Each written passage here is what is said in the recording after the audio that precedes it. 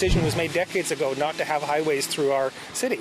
And so we have lived with the good and the bad of that decision. I think in the future you're going to see a lot more of these green spaces, these covered parkways, these more innovative transportation solutions. There are outdoor gyms that are now being put out there, public spaces. It's wonderful. As recent lane changes in Stanley Park reignite the debate about getting around, we're hearing from some experts who say solutions are only getting more creative. Some big transportation ideas. Could we build pedestrian or cycling bridges over False Creek? Should we look to Masdar City in the UAE and put some of our roads underground?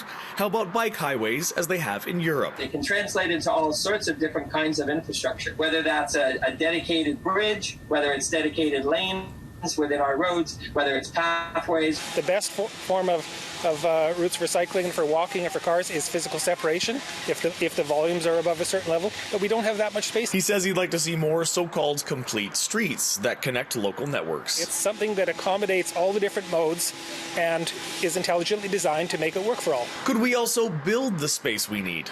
The globally renowned traffic engineer behind the term gridlock says there can be benefits when tearing down a highway, but when one is needed, nowadays neighborhoods can be preserved. And that's what I set out to do in Windsor. He's referring to the Herb Gray Parkway, a recently completed $1.4 billion 11-kilometer route running right through the city to Detroit.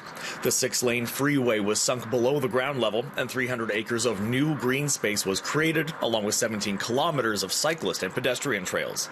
Neighborhoods on either side connected by 11 land tunnels. On completion, it was the most expensive road per square kilometer in Canadian history, but replaced this.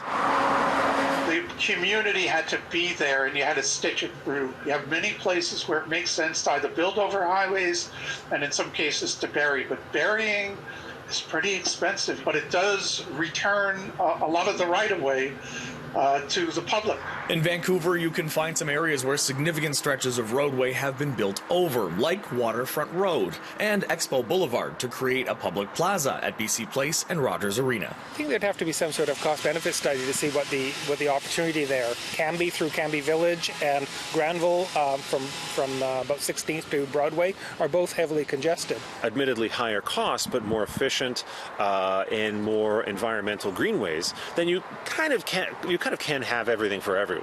In the meantime, should we expect emerging technologies like autonomous vehicles to help with congestion?